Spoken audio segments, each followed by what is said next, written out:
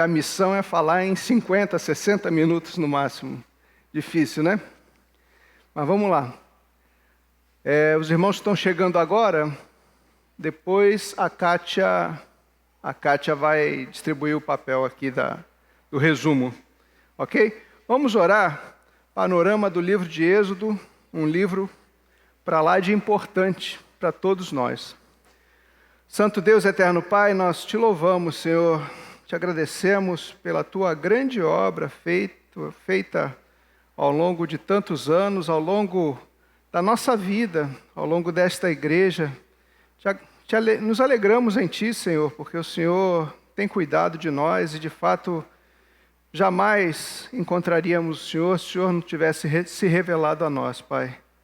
Que esse estudo, que esse panorama do livro de Êxodo seja importante, seja útil para a nossa caminhada cristã, para ver a tua mão poderosa, Senhor, ver os teus preceitos, ver a tua presença em nosso meio. Santo Deus, fala conosco hoje e sempre, em nome de Jesus. Amém.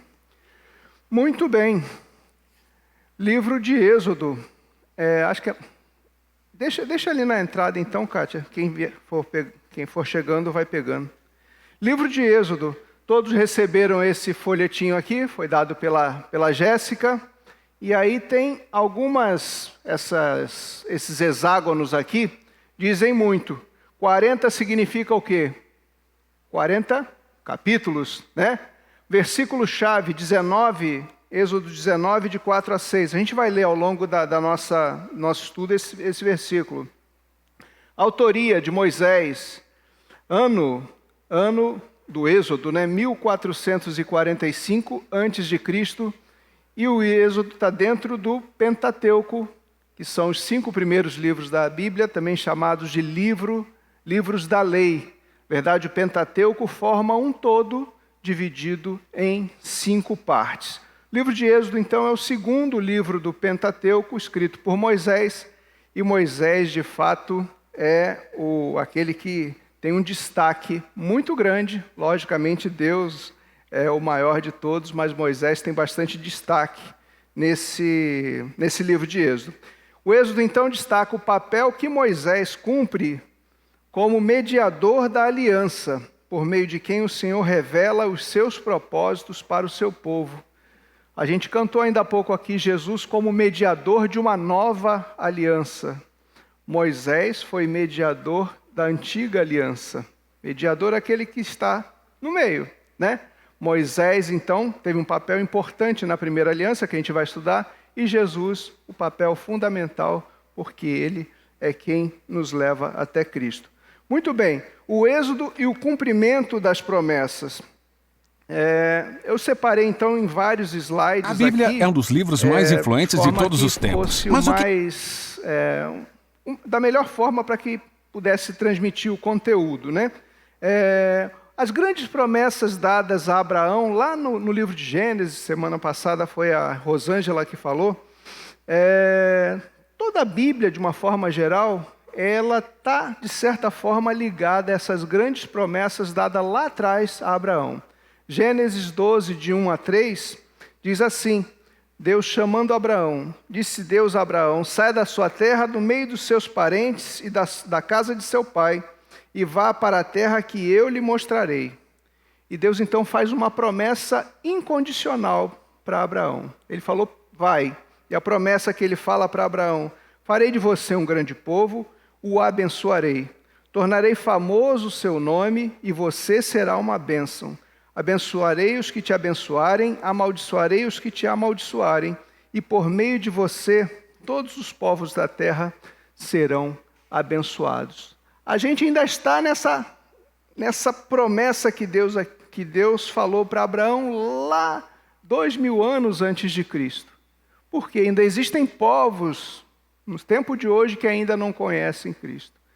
E Deus quer falar com todos os povos porque a promessa dele jamais falha. Então é importante destacar um texto de Gênesis. Mas você não vai falar de Êxodo? Sim, vou falar de Êxodo, mas essa promessa é importantíssima. Sobre o nome de livro do Êxodo. Êxodo, a gente sabe, conhece de uma forma geral, Êxodo significa saída. Essa é o significado dado na Septuaginta, que é a tradução do hebreu para o grego. Mas os hebreus, a Rosângela falou isso semana passada, os hebreus, eles guardam sempre os primeiros escritos como o nome do seu livro. Então, se você abrir o livro de Êxodo, abre sua Bíblia, Êxodo capítulo 1, começa dizendo assim: são estes os nomes, são estes, pois, os nomes. Para os hebreus, então, o significado do nome, né? O que significa o Êxodo são estes os nomes. Interessante, não? E eu não falo hebreu, mas está escrito aqui Veler. O Fernando fala muito bem, ele depois vai corrigir o que eu falei, né? Mas é dessa forma. Então, o livro de Êxodo, saída, como assim?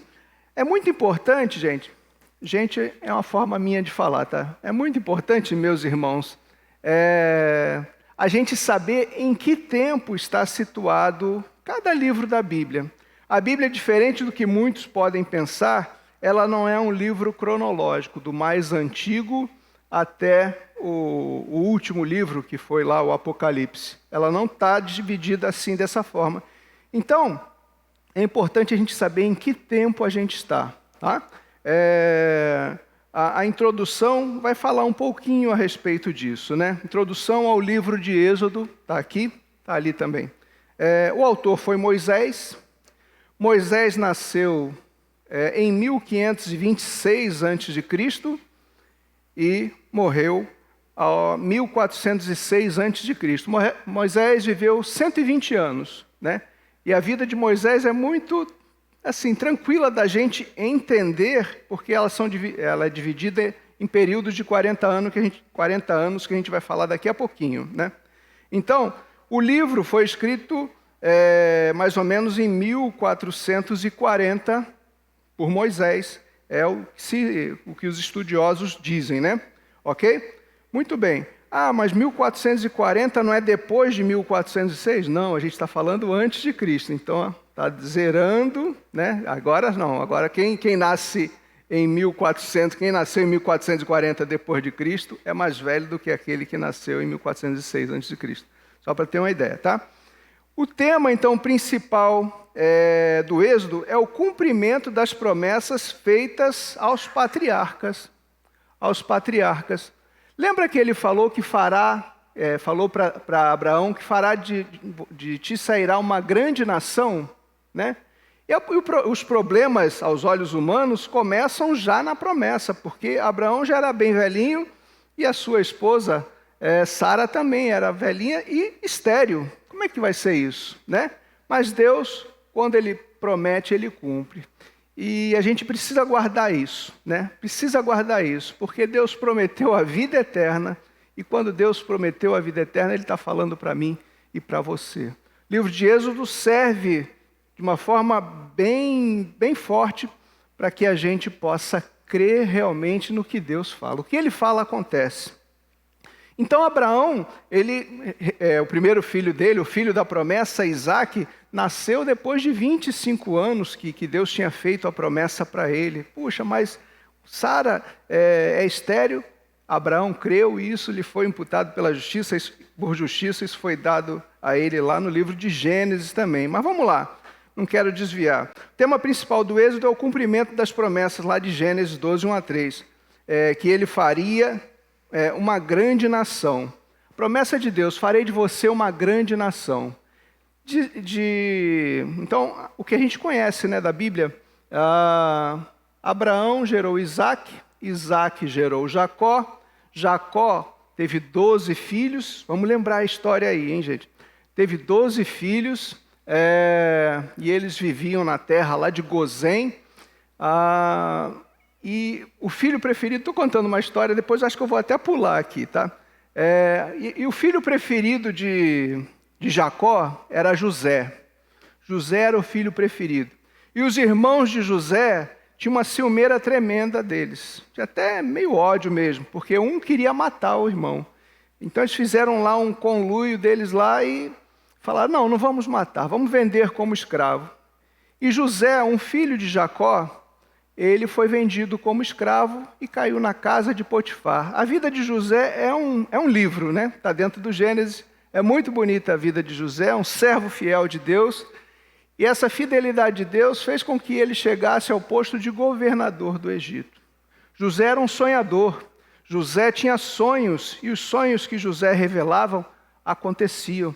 E o faraó do Egito, né? Egito, uma grande potência naquela época, ele colocou tudo nas mãos de José. Ele era o número 2 do Egito. E o faraó começou a sonhar em vacas magras e vacas gordas, né? A gente conhece esse termo, vacas magras e vacas gordas. E José interpretou, olha, vai ter um período de grande fartura e vai ter um período de grande fome. José, então, como governador, ele falou, vamos fazer o seguinte, vamos estocar alimentos, porque na hora das vacas magras, todo mundo vai ficar com fome. Muito bem, aconteceu o período, então, da seca. O povo de Deus, né, formado de Abraão, Isaac e Jacó, seus filhos, eram cerca de 70 pessoas. 70 pessoas estavam lá, estavam passando fome, e Jacó então fala, vá lá no Egito, estou sabendo que lá tem comida. E chegando lá no Egito, não vou contar a história toda, mas José reconhece que eram seus familiares. José dá boa acolhida, não ficou com raiva dos seus irmãos que o venderam. E José então acolhe aquele povo de Deus, pequenininho, 70 pessoas lá na região do Egito. Estava bem cuidado ali por José, ok? Então vamos continuar lendo essa introdução aqui, né? O propósito do livro, isso é só para fazer um panorama, né? A gente não pode perder muito tempo. O principal objetivo é narrar como Deus livrou Israel da servidão e da idolatria do Egito, conduzindo a um lugar de destaque na condição de povo exclusivo seu, num relacionamento de aliança teocrática. Poxa, então, até onde eu contei a história, o povo estava numa boa, né? José cuidando dos seus, não faltava alimento e tal, mas a palavra de Deus, abre sua Bíblia em Êxodo 1, a gente vai ver o que aconteceu. O que aconteceu? Esse José, né? E José, quando a gente fala em José, a gente está falando lá em 1805 foi quando José morreu, está anotado aqui num outro slide. Vamos ler aqui rapidinho o Êxodo 1, até aos primeiros versículos. Vamos lá. São estes, pois, os nomes dos filhos de Israel que entraram com Jacó no Egito, cada um com sua respectiva família: Ruben, Simeão, Levi, Judá, Issacar, Zebulon, Benjamim, Dan, Naftali, Gade e Azer. Nome dos filhos de Jacó que entraram no Egito. Então eu estou falando do ano 1876. 1876 a.C., esse grupo, 70 pessoas, entraram no Egito para se livrar da fome. 1876 a.C., ok? E aqui está falando o nome deles. José, porém, já estava no Egito. Versículo 6 do capítulo 1. Ora, morreram José e todos os seus irmãos e toda aquela geração. Os israelitas, porém, eram férteis, proliferaram, tornaram-se numerosos e fortaleceram-se muito, tanto que encheram o país. Lembra daquela promessa que Deus fez lá para Abraão? O povo era fértil, o povo foi se multiplicando. Eram 70 quando eles chegaram. Quando eles saíram do Egito, depois você vai ver lá em Números, foi 603.550. Um período de 400 anos, 430 anos, né? Então subiu ao trono, versículo 8, então subiu ao trono do Egito um novo rei que nada sabia de José. E disse ele ao povo, o povo israelita agora está muito numeroso, é mais forte do que nós, temos que agir com astúcia, e assim foi. A história do Êxodo, depois você pode ler em casa, que é uma história tremenda. Verdade é que aquele povo que estava bem acolhido por José, lá no ano 1800, depois começou a ser escravizado. Por quê? Porque o povo estava crescendo e o Egito pensava, daqui a pouco esse povo de Deus, esse povo aí que a gente não conhece, que não é nosso povo, vão nos dominar. O que eu vou fazer com eles? Vou cuidar como escravos. Vou fazer uma servidão cruel realmente E assim foi, um povo de Deus, separado por Deus, né? Prometido lá por Deus para Abraão. Isaac sabia disso também, Jacó sabia disso. O povo conhecia a história dos seus pais, mas agora eles estavam numa condição de escravos. Né?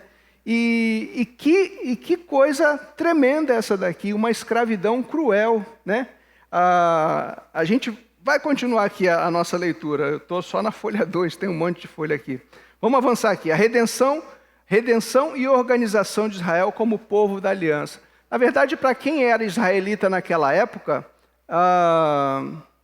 estar na condição de escravo, muitos deles devem pensar, olha, Deus esqueceu-se de nós. Não tem sentido isso, como é que eu sou povo de Deus e estou servindo aqui ao Egito, né? Mas o que a gente está tratando aqui é da redenção e organização de Israel como povo da aliança. A aliança é um pacto, um compromisso. Deus fez um pacto com Abraão. E quando Deus faz um pacto com alguém, com um povo, Ele cumpre. Né? E a gente precisa confiar em Deus, porque a palavra dele sempre vai se cumprir. E isso tem que estar bem dentro do nosso coração realmente. Redenção é um livro que marca a presença de Deus no meio do seu povo. Você olhar o livro de Êxodo, você vai ver a presença de Deus. E a presença em três pontos especiais, né? A presença redentora. Eles estavam numa condição de escravos e agora foram redimidos da escravidão. Né? Aqui o Êxodo vai contar isso. De uma forma bem dura, né? Tiveram as pragas dadas por Deus, por meio de Moisés. Uma outra presença organizadora. Olha, agora eu estou formando um povo, eu vou estabelecer leis para esse povo. Né? A segunda parte, então, a primeira foi a libertação, a segunda a organização, as leis, os 10 mandamentos, e depois a gente vai ver a presença gloriosa de Deus por meio do tabernáculo que a gente vai estudar daqui a pouquinho aqui. Ok? Então o verso-chave que foi destacado tanto nesse papel aqui, quanto aqui nesse slide 4, é Êxodo 19, de 4 a 6, está colocado aqui. Vocês viram o que fiz ao Egito, como os transportei sobre asas de águias e os trouxe para junto de mim? Agora, se me obedecerem fielmente e guardarem a minha aliança, é uma aliança condicional, né? Se vocês guardarem a minha aliança, o meu pacto, vocês serão o meu tesouro pessoal dentre todas as nações. Embora toda a terra seja minha, vocês serão para mim um reino de sacerdotes e uma nação santa. Essas são as palavras que você dirá aos israelitas, Deus conversando diretamente com Moisés. Deus então estabelece, aqui a gente já está no capítulo 19, a gente vai voltar, não vou pular os outros capítulos não. Mas aqui quando o povo já saiu lá do Egito e está caminhando rumo à terra prometida. O livro de Êxodo é tão fantástico porque, de certa forma, ele relata a nossa caminhada. Um povo que estava como escravos, né? E a gente lê no Novo Testamento que é só Jesus Cristo que nos liberta do pecado, né?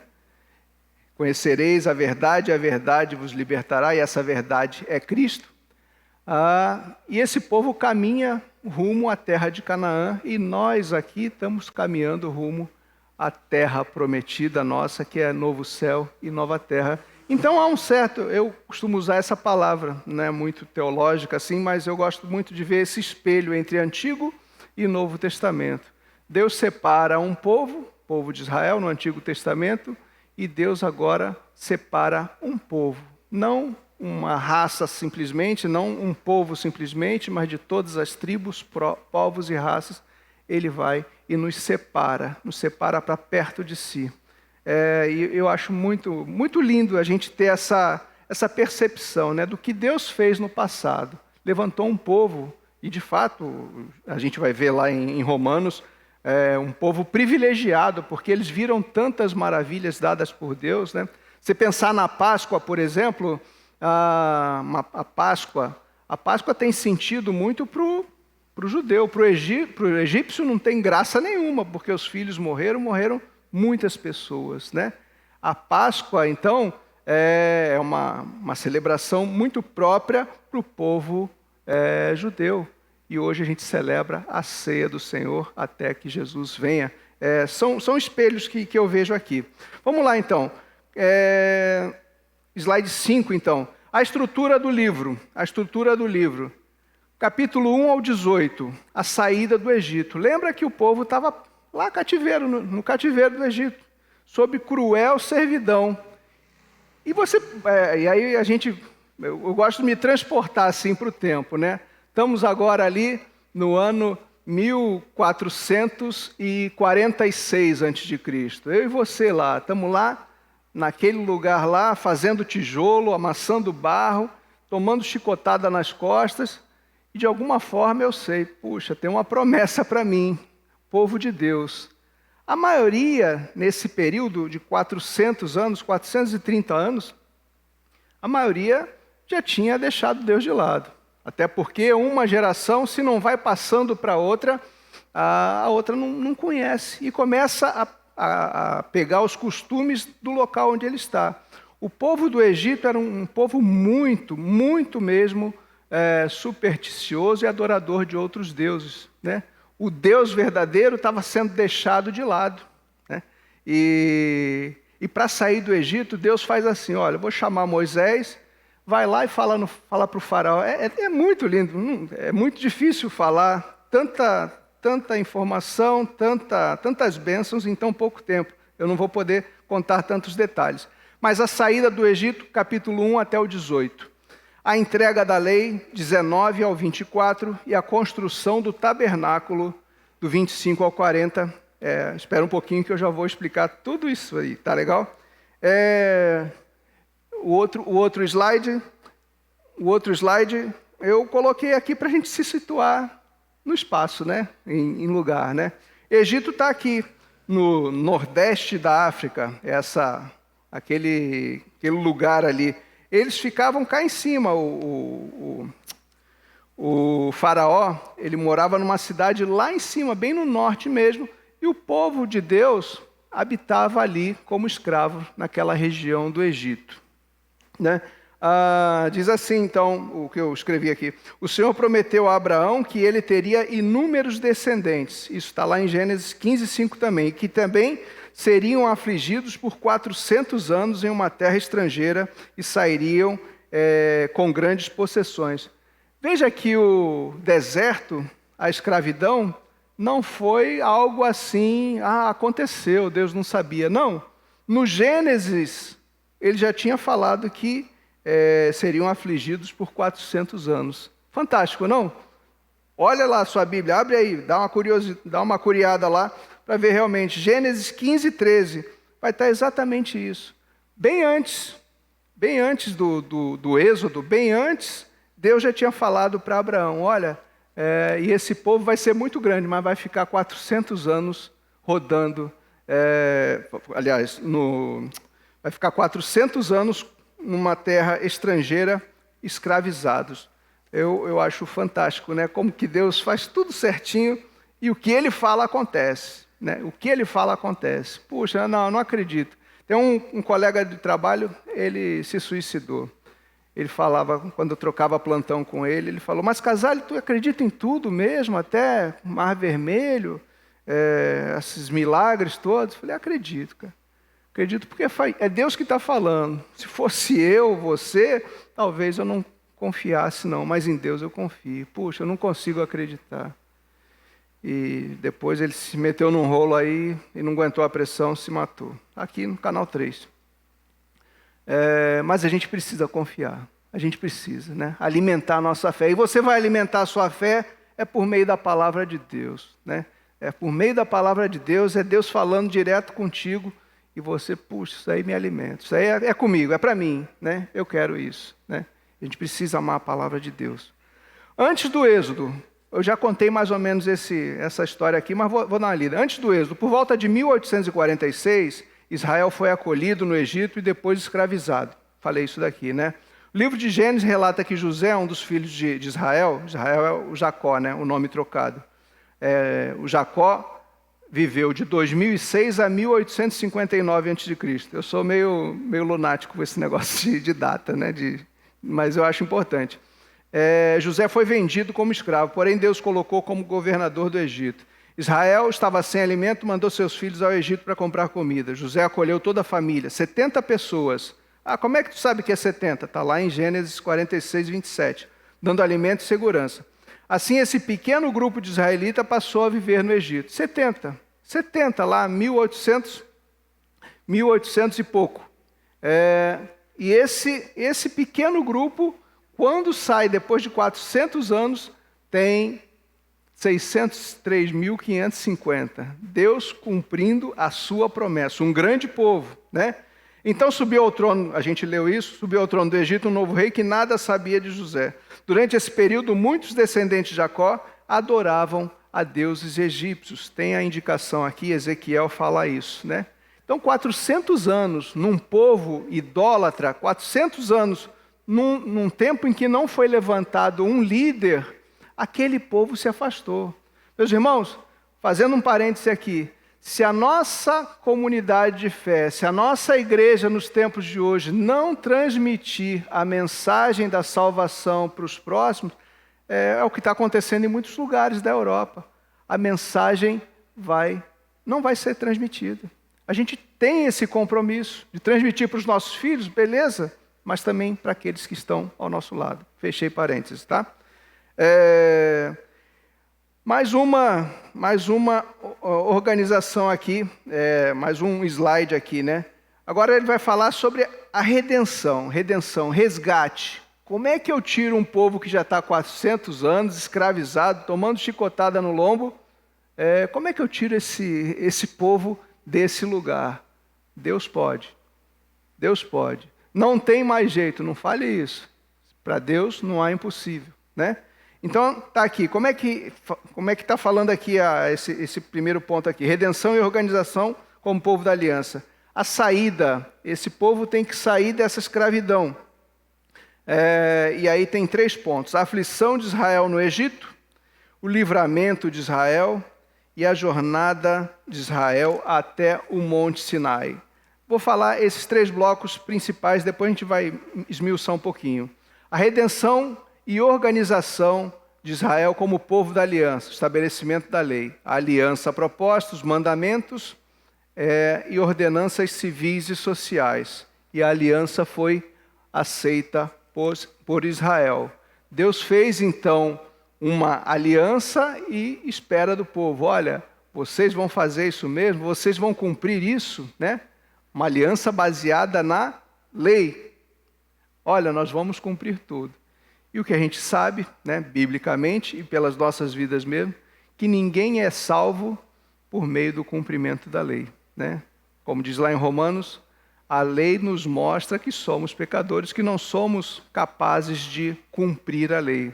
Isso é bem interessante a gente pensar, porque se algum de nós conseguisse cumprir a lei, Jesus não precisaria ter vindo para salvar alguém. A gente seria justificado. E ninguém se justifica, porque todos nós somos pecadores.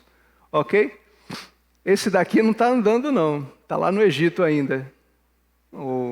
Mas não sei o que está acontecendo. Mas eu tenho o papel aqui, Wanderson. Obrigado. E o terceiro ponto, redenção e organização. O tabernáculo, a ênfase na presença de Deus. O plano de Deus para o tabernáculo, punição de Deus para a idolatria, vamos falar isso, e presença de Deus no término do tabernáculo. A gente vai ver agora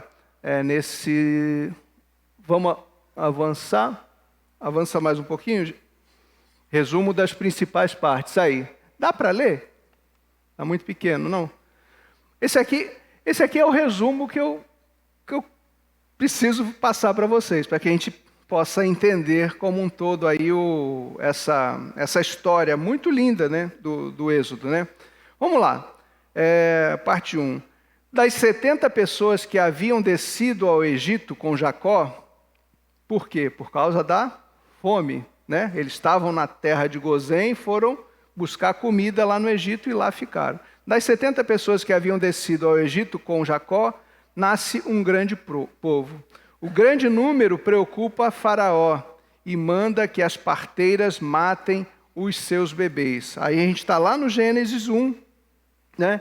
Olha, esse povo está crescendo muito. Versículo 15 do capítulo 1. O rei do Egito ordenou às parteiras dos hebreus, que se chamavam Sifrá e Puá: quando vocês ajudarem as hebreias a dar à luz, verifiquem se é menino. Se for, matem-no. Se for menina, deixe viver. Todavia as parteiras temeram a Deus e não obedeceram às ordens do rei e deixaram viver os meninos. E aí, quando o faraó mandou lá, por que está nascendo menino? Ah, porque elas dão à luz antes das parteiras chegarem, aquela conversa toda, né? E assim o povo continuava a crescer.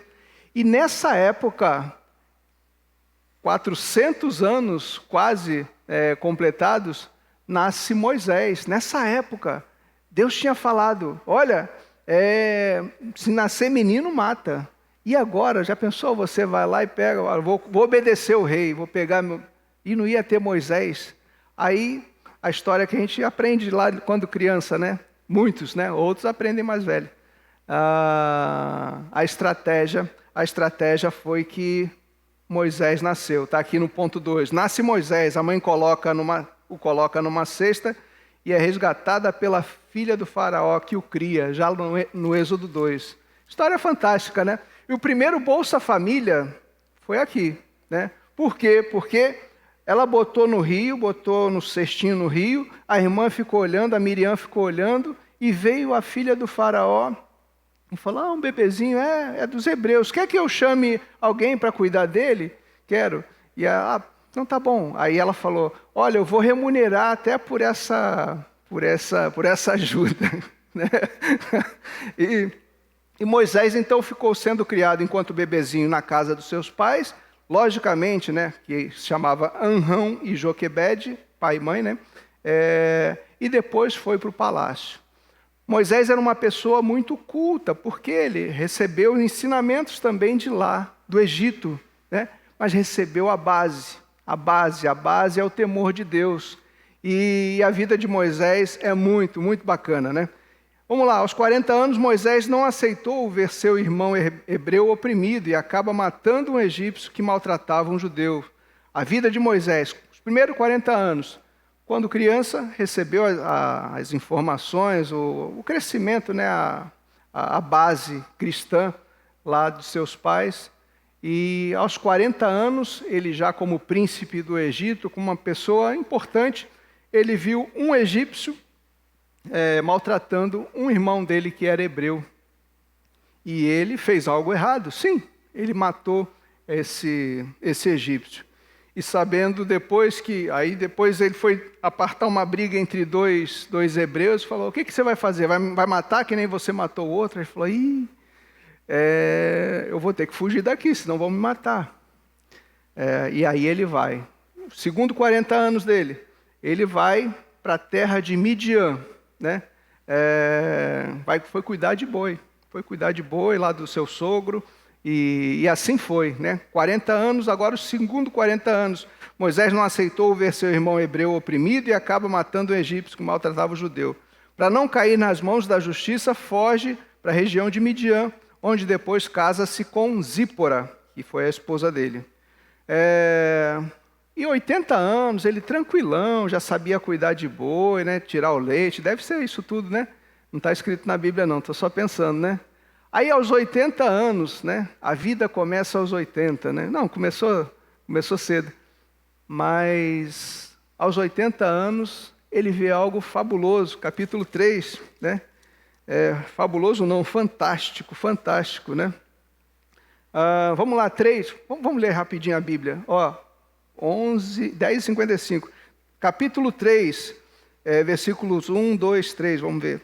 Moisés pastoreava o rebanho de seu sogro Jetro, já no final, já com 80 anos, que era sacerdote de Midian. Um dia levou o rebanho para o outro lado do deserto e chegou a Horebe, monte de Deus. Ali o anjo do Senhor lhe apareceu numa chama de fogo que saía do meio de uma sarça.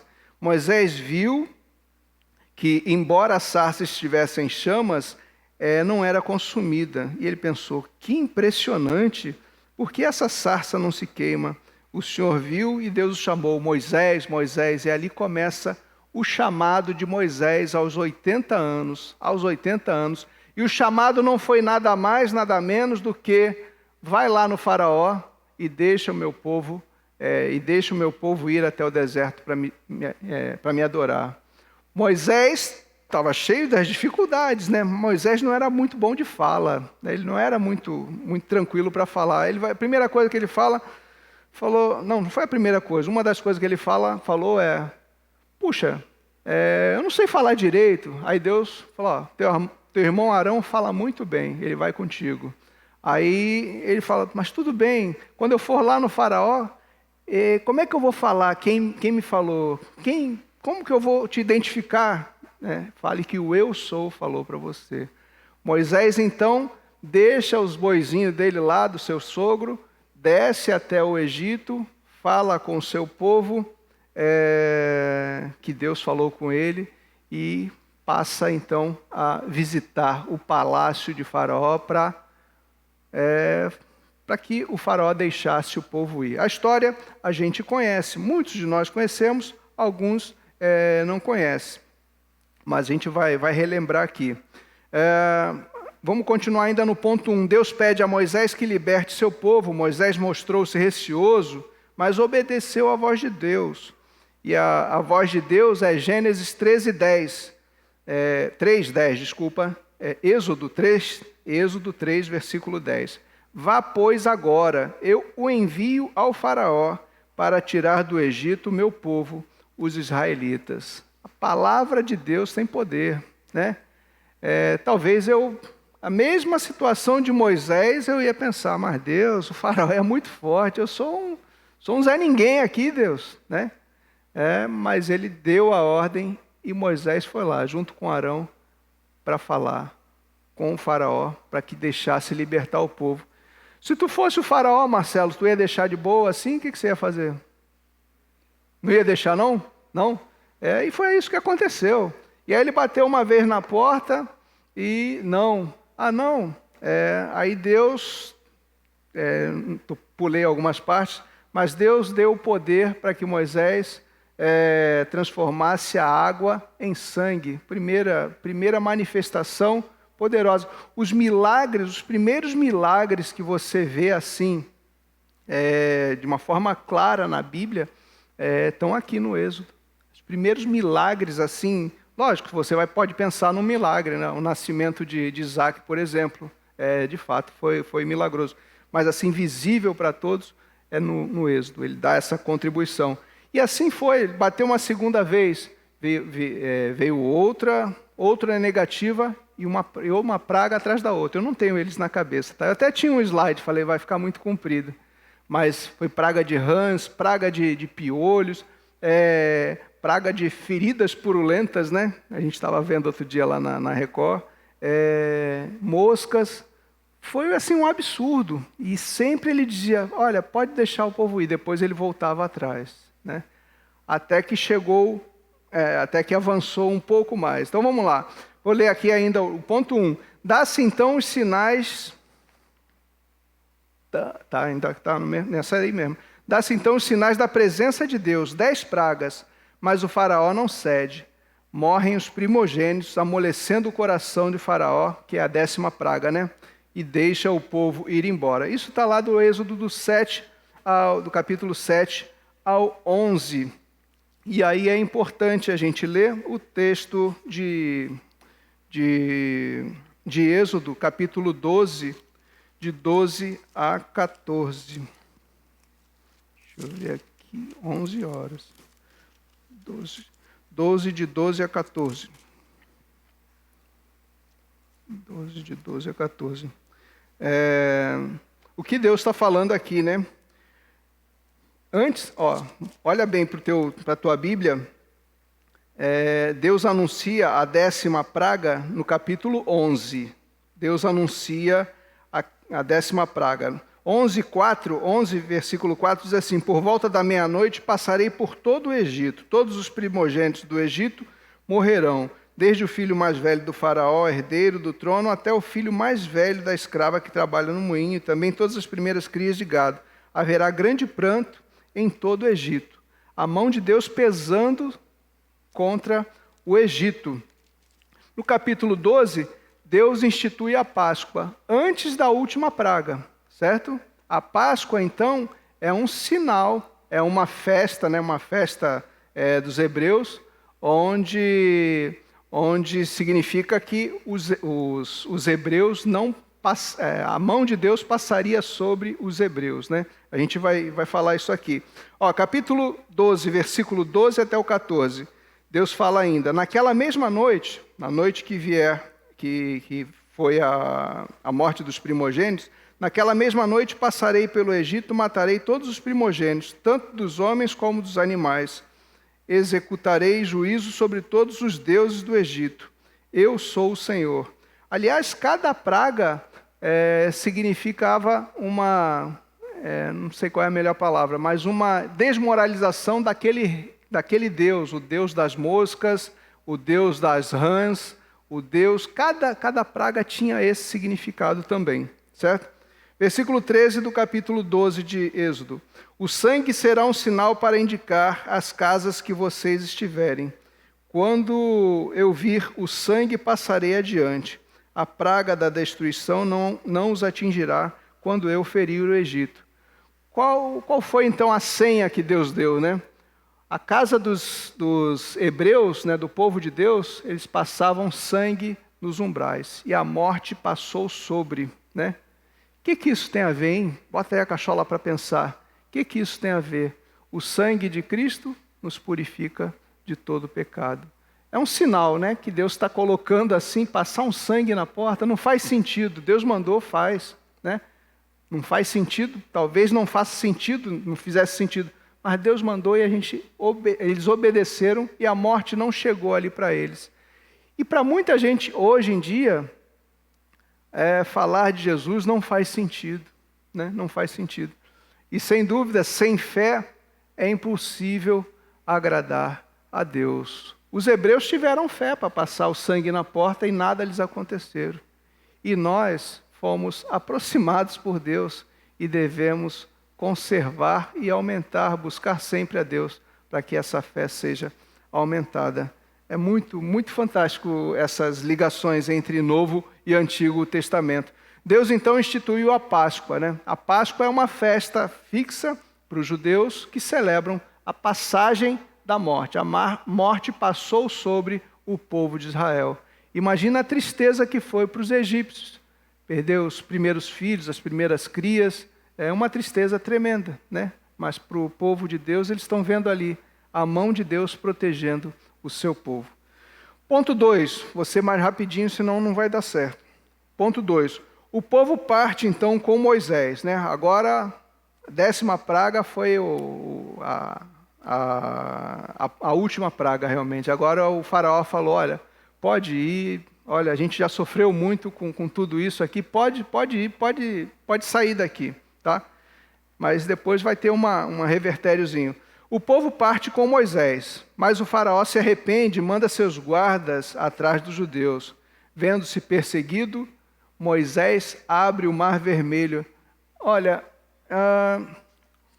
é que está muito pequenininho, mas Wanderson, tenta voltar lá naquele slide do Egito.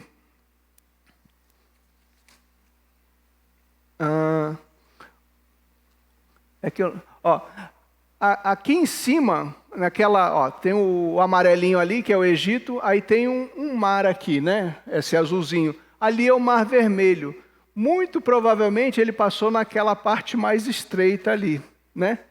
Para atravessar para outra região. Depois a gente vai ver um mapa mais completo. Vamos voltar lá.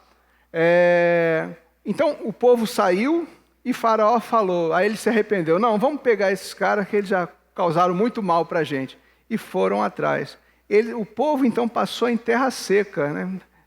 Uma vez perguntaram, o que você gostaria mais de ver assim no Antigo Testamento? Eu falei, queria ver esse Mar Vermelho separado, né? Coisa fantástica. Mas tu acredita nisso? Acredito. Deus é todo poderoso. O povo passa e depois a água se fecha e aqueles soldados egípcios, aquele povo teve mais uma perda de vidas ali, ok? Avançando, vamos voltar lá para o 2, slide 12. Então, Moisés abre o Mar Vermelho, o povo passa a pé enxuto. Os egípcios, ao contrário, morrem nas águas do Mar Vermelho. Isso está lá no Êxodo de 13 a 15. Muito bem, o povo parte deserto adentro em busca da terra prometida. Muitos prodígios acontecem. A água salobra se torna doce, o maná. Esse povo era reclamão, né? O povo era reclamão. Saíram lá do Egito, lá eles eram escravos, mas comiam pepinos, tomates, não sei mais o que. E quando chegou no deserto, começou a reclamar: estou com fome, estou com sede. E Deus, na sua bondade, deu água para eles, deu maná para eles. Água que jorra do rochedo, e a vitória do povo de Israel contra os amalequitas, a primeira batalha deles, sob a oração de Moisés. Moisés ficava com a mão levantada enquanto eles estavam batalhando, ele ia ficando cansado, o pessoal segurava a mão dele e ele ia abençoando o povo. Coisa de Deus. Aí, capítulo 18, Jetro, sogro de Moisés, sugere que ele crie liderança, juízes, caso contrário, Moisés ficaria esgotado. Você imagina, quando eu falo 600, esse povo que saiu, eram 603.550 homens. Estima-se que pelo menos fossem 2 milhões de pessoas. 2 milhões de pessoas. Caminhando rumo à terra prometida. A quantidade de problemas, quando tem aí mais de 10, 20 pessoas, já é grande, né? Você imagina esse tipo de situação. Jetro falou: olha, estabeleça líderes de 50, líderes de 100, para que você não fique esgotado. E ele recebeu de bom grado essa sugestão do seu sogro Jetro, que saiu de lá da terra dele para vir aqui falar com Moisés. Muito bem. Ponto qual agora? Continua no 2, né? Após 3 meses de caminhada, depois que eles saíram do Egito, 3 meses de caminhada, o povo de Israel acampa no deserto do Sinai. O mapa está mais para frente. Depois a gente vê o mapa, não vai ficar muito bagunçado. Uma aliança condicional é proposta pelo Senhor. Êxodo 19, de 1 a 8, a gente tem que ler esses versículos, porque são importantíssimos. Êxodo 19, de 1 a 8. Então, 3 meses depois que eles saíram do Egito, eles chegam no Monte Sinai, no deserto do Sinai. Deixa eu ver aqui, eu tenho um mapinha aqui, mapa 16, slide 16. Mas vamos ler primeiro e depois a gente olha para lá. Capítulo 19, de 1 a 8. No dia em que se completaram 3 meses que os israelitas haviam saído do Egito, chegaram ao deserto do Sinai. Depois de saíram de Refidim, entraram no deserto do Sinai, e Israel acampou ali, diante do monte. Logo Moisés subiu ao monte para encontrar-se com Deus, e o Senhor o chamou no monte, dizendo: diga o seguinte aos descendentes de Jacó, e declare aos israelitas: vocês viram o que fiz ao Egito e como os transportei sobre asas de águias e os trouxe para junto de mim, né? Quem viu aquilo tudo que aconteceu lá no deserto, certamente ficou maravilhado. Como é que isso está acontecendo? Certamente eles viram ali o poder de Deus. E quando a gente vê o poder de Deus, de fato, a nossa fé tende a aumentar. Mas não aconteceu isso. Para muitos deles, né? Mas Deus está lembrando, vocês viram o que eu fiz, né? Agora, a aliança que Deus está propondo, né? Falando com Moisés vai ser o mediador, né? Agora, se me obedecerem fielmente e guardarem a minha aliança, dentre todas as nações, vocês serão meu tesouro pessoal dentre todas as nações. Embora toda a terra seja minha, vocês serão para mim um reino de sacerdotes, uma nação santa. Termos que são utilizados lá em 1 Pedro 2,9 também, quando ele se refere a nós, né? Mas vocês são sacerdócio real, geração eleita, sacerdócio real, nação santa, povo adquirido. Ele chama a nós hoje aqui na nova aliança como reino de sacerdotes e uma nação santa, né? Passado e presente se unindo. Moisés voltou, convocou todas as autoridades do povo e lhes expôs tudo o que o Senhor havia lhe mandado falar. E todo o povo respondeu em unânime: faremos tudo o que o Senhor ordenou. Se vocês me obedecerem, vocês serão para mim um povo particular, né? Fato é que eles já não obedeceram nem no capítulo, nos capítulos anteriores, aí no 16, estou com fome, estou com sede. E o povo não obedeceu, mas a aliança foi feita, né? A aliança foi feita, capítulo 19, Romanos 3, 19 e 20 diz que ninguém será salvo por meio do cumprimento da lei, porque é por meio da lei que nós sabemos que somos plenamente culpados diante de Deus. Deixa eu ler direitinho para não ter problema aqui. Romanos 3, 19 e 20. Romanos 3, 19 e 20. Sabemos que tudo o que a lei diz, o diz àqueles que estão debaixo dela, para que toda boca se cale e todo mundo esteja sob juízo de Deus. Portanto, ninguém será declarado justo diante dele, baseando-se na obediência da lei, pois é mediante a lei que nos tornamos plenamente conscientes do pecado.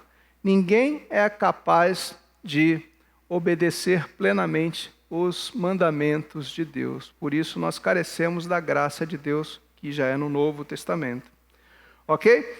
Parte 3. Então a gente falou aqui nessa primeira parte, a gente está falando aqui da saída do povo, da saída do povo.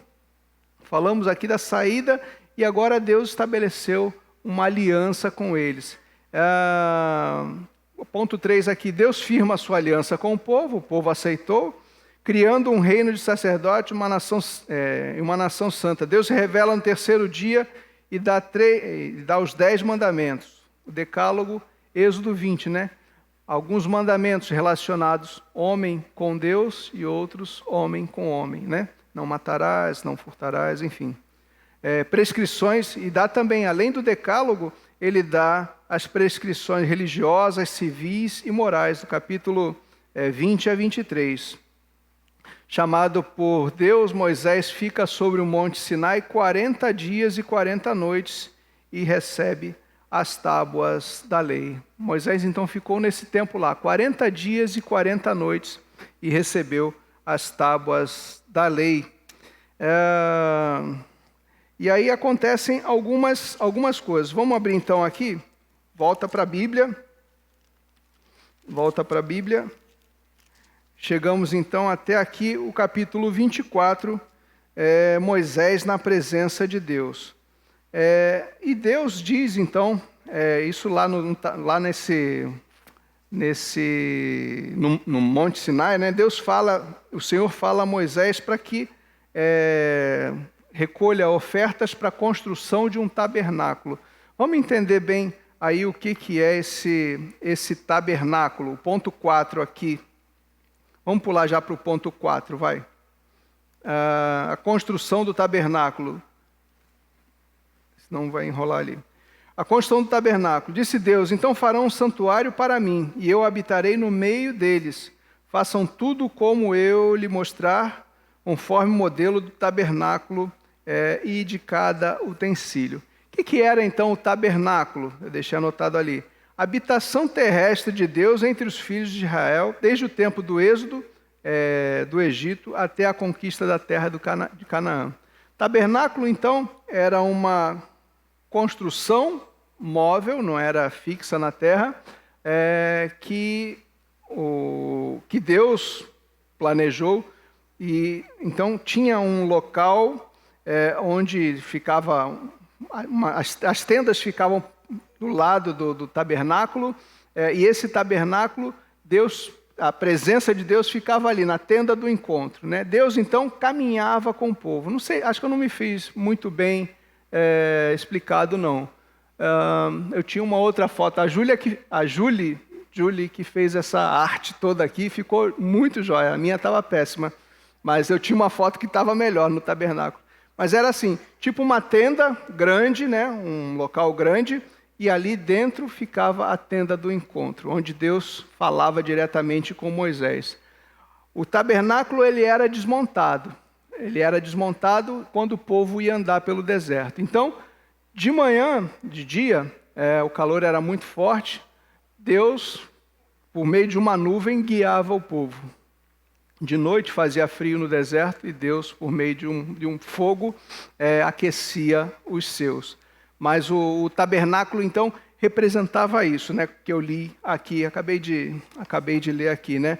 Habitação terrestre entre os filhos de Israel, desde o tempo do Êxodo até a conquista. Habitação terrestre de Deus, né? A presença de Deus naquele meio ali, representado pelo tabernáculo. E o que hoje, nos dias de hoje, eu sempre faço essa ligação, porque nos dias de hoje é o Espírito Santo que habita em nós, né?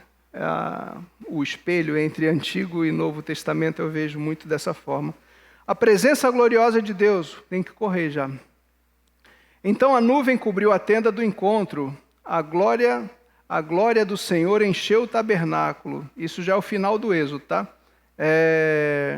Moisés não podia entrar na tenda do encontro porque a nuvem estava sobre ela e a glória do Senhor enchia o tabernáculo. Sempre que a nuvem se erguia sobre o tabernáculo, os israelitas seguiam viagem. Mas se a nuvem não se erguia, eles não prosseguiam. Vê a presença de Deus, né? Deus guiando o seu povo. Mas se a nuvem não erguia, eles não prosseguiam. Só partiam no dia em que ela se erguesse. De dia, a nuvem do Senhor ficava sobre o tabernáculo. De noite havia fogo na nuvem, à vista de toda a nação, em todas as suas viagens. Um Deus tremendo, um Deus que cuida do seu povo, né? Eu separei esses 2 versículos aqui. Pode pular, a gente conhece, vamos avançar aqui o 15. Vou dar esse 16 aqui, eu acho interessante, né? A possível rota do Êxodo. A gente não sabe exatamente como que foi essa saída lá do Egito até Canaã, né? Mas provavelmente foi assim, ó. Saiu lá de cima, do ponto 1, né, onde é o Egito, e eles atravessaram aquela ponta ali de Mar Vermelho, né? E atravessaram aqui. O deserto do Sinai está cá embaixo, deve estar bem pequenininho para vocês, 7, 9.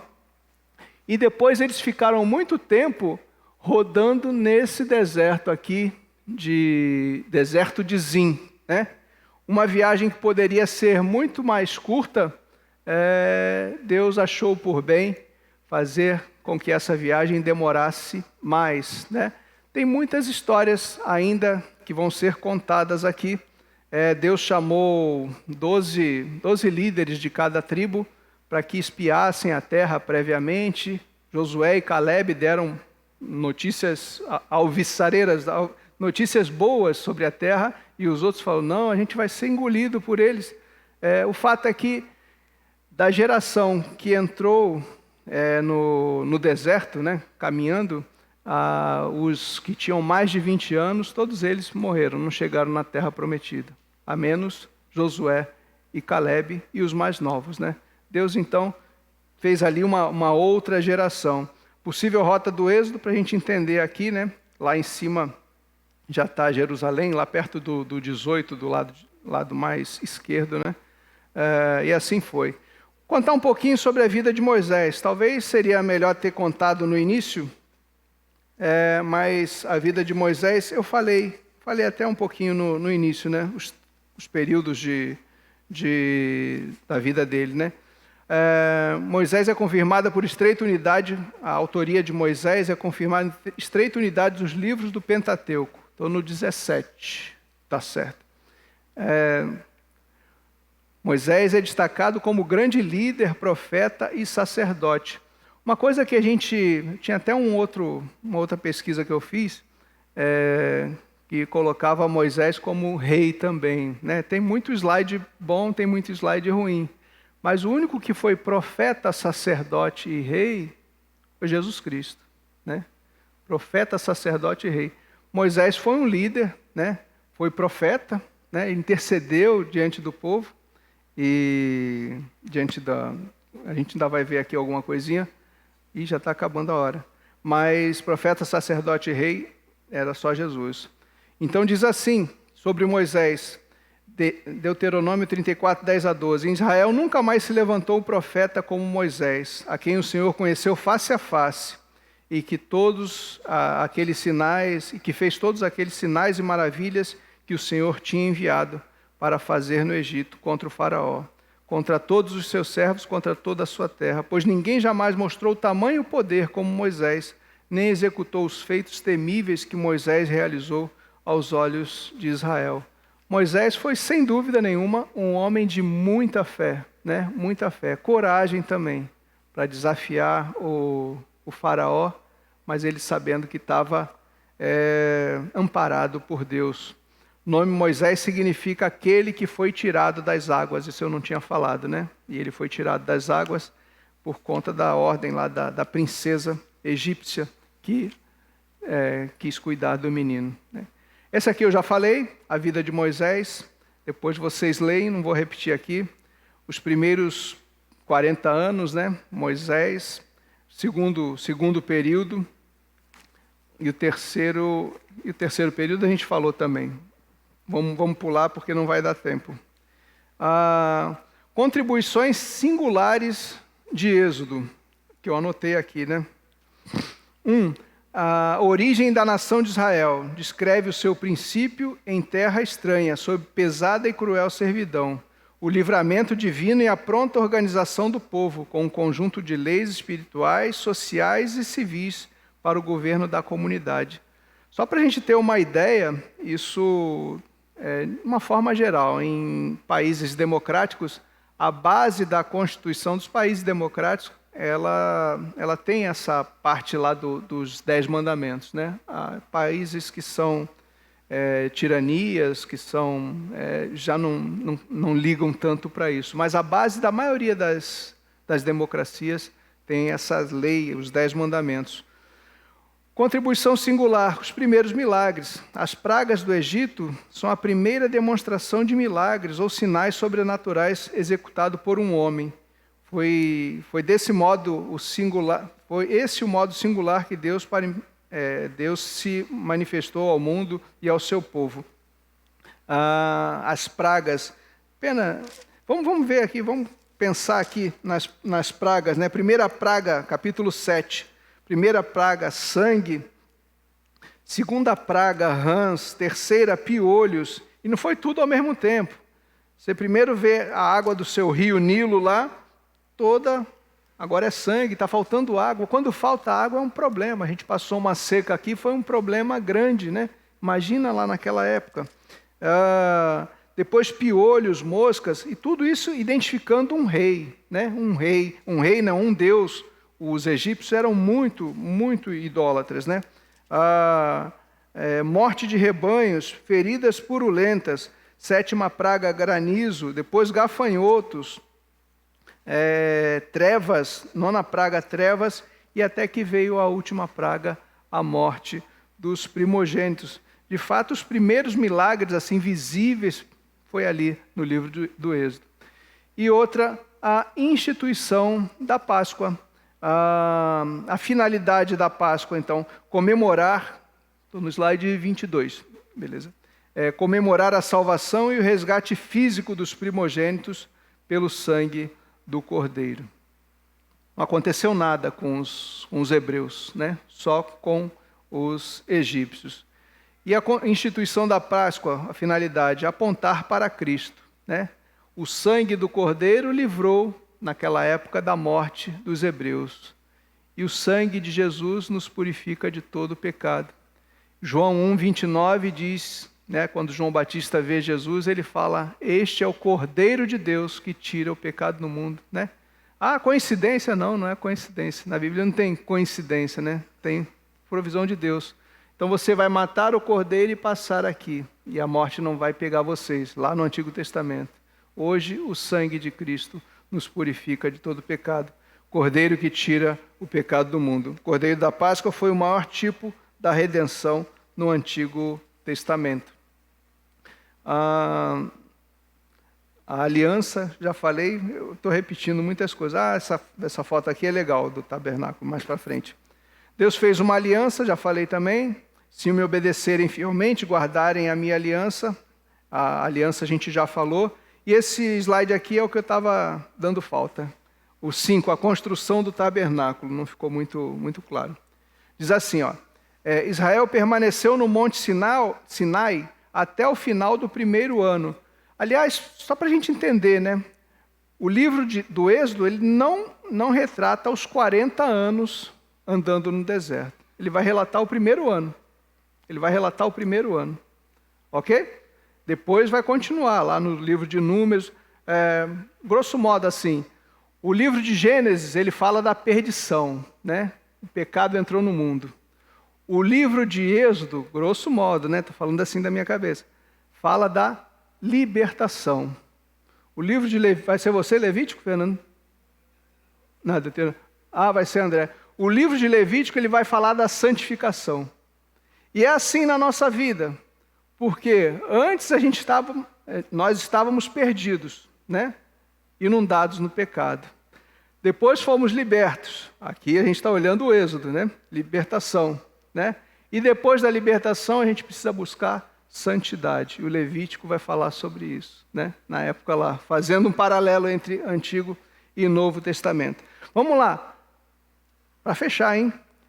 Ainda tem mais uns coisinhas aqui só, pouca coisa. Israel permaneceu no Monte Sinai, construção do tabernáculo. Israel permaneceu no Monte Sinai até o final do primeiro ano, ocupado com a construção do tabernáculo. Deus é muito exigente, ele deu diversas prescrições para a construção do tabernáculo. Depois você vai ler do capítulo 25 para frente, né? Do mesmo modo como a lei retratava a santidade de Deus e a separação do homem por causa da desobediência, o tabernáculo retratava a graça de Deus ao prover um lugar de encontro e comunhão pelo sacrifício do sangue, né?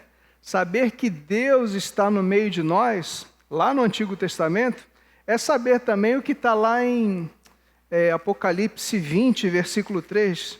E eu serei o seu Deus. Estou falando de cabeça aqui. Deixa eu ver aqui. 20... Não é 23, não. É 21, 3, não? Olha lá, 21, 3, vê como é que é bacana.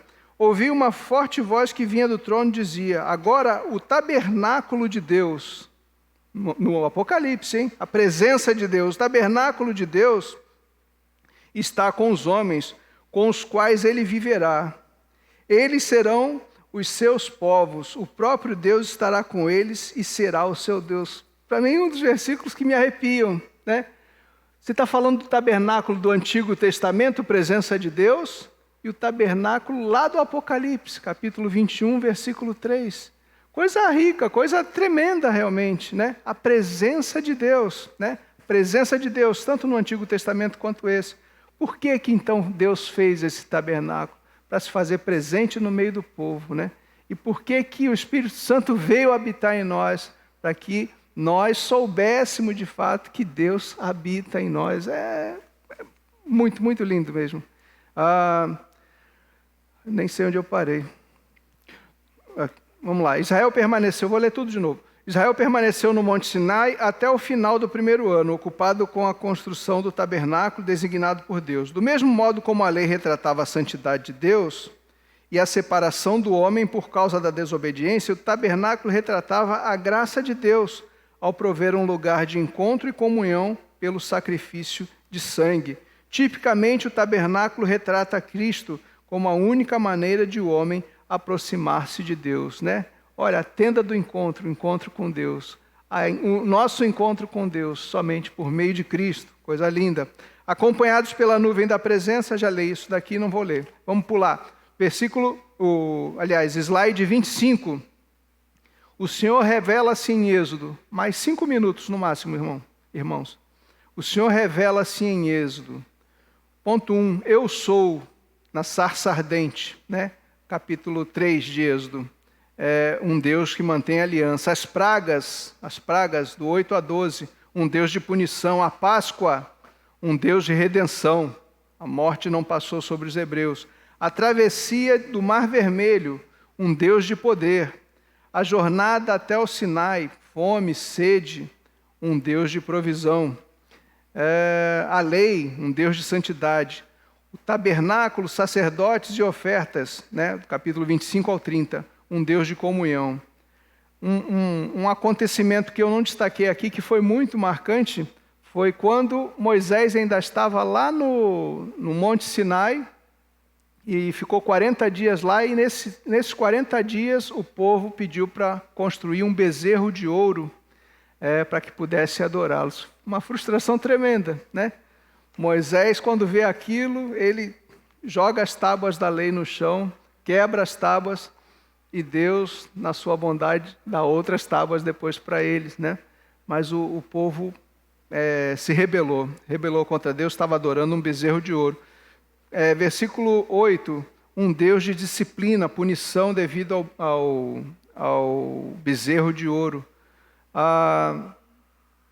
É muito rica essa história daqui, do capítulo 32. Depois a intercessão de Moisés, eu pulei o capítulo 15, é um capítulo muito bonito também.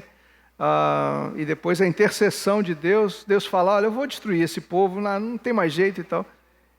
E aí e Moisés intercede pelo povo. A renovação da aliança depois do pecado do capítulo 32 e a vinda da glória de Deus. E o que Cristo tem com o Êxodo? É a pergunta final. O Cordeiro da Páscoa, um notável tipo de Cristo, como Cordeiro de Deus que derramou o seu sangue para a nossa salvação. Cristo, o pão da vida, quando desce o maná, teve até essa discussão entre os fariseus, né? Falar, mas a maná veio de Moisés, aí Jesus fala, eu sou o pão da vida. Cristo, o pão da vida, né? E o maná aconteceu nessa trajetória do Êxodo. O tabernáculo, falamos aqui, tipificava a presença de Deus. O cântico de Moisés, que eu achei lindo aqui. Esse aqui eu achei especial. Eu falei que não tinha falado ainda do 15. O cântico de Moisés, Êxodo 15. Vou ler o texto lá de Apocalipse 15, de 1 a 4. No céu, os crentes devem cantar, isso está na Bíblia, hein? O cântico de Moisés. Agora sim está na Bíblia, as aspas. No céu, 7 anjos seguravam harpas que lhe haviam sido dadas por Deus. Cantavam o cântico de Moisés e o cântico do Cordeiro. Cordeiro é Jesus. Grandes e maravilhosas são as tuas obras, Deus Todo-Poderoso. Justos e verdadeiros são os teus caminhos. Ó Rei das nações, quem não te temerá, ó Senhor? Quem não glorificará o teu nome? Pois tu somente és santo. Imagina eu ou você, né? Tivéssemos vivido naquela época, vendo tantas maravilhas que Deus fez, né? Nós não vimos. Poxa, por que eu vou acreditar nisso, né? Eu vou acreditar porque é a palavra de Deus. Eu vou acreditar que eu vi porque os meus olhos da fé me permitem ver o que aconteceu.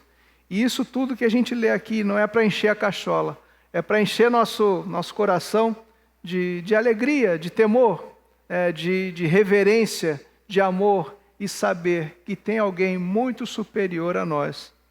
E sendo superior, ainda assim Ele nos ama e quer fazer morada em nossos corações, como fez no tabernáculo lá atrás e como faz agora por meio da sua presença.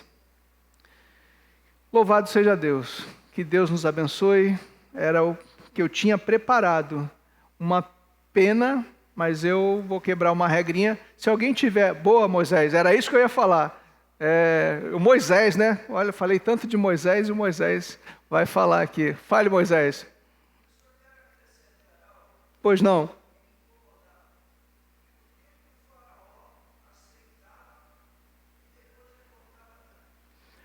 Olha,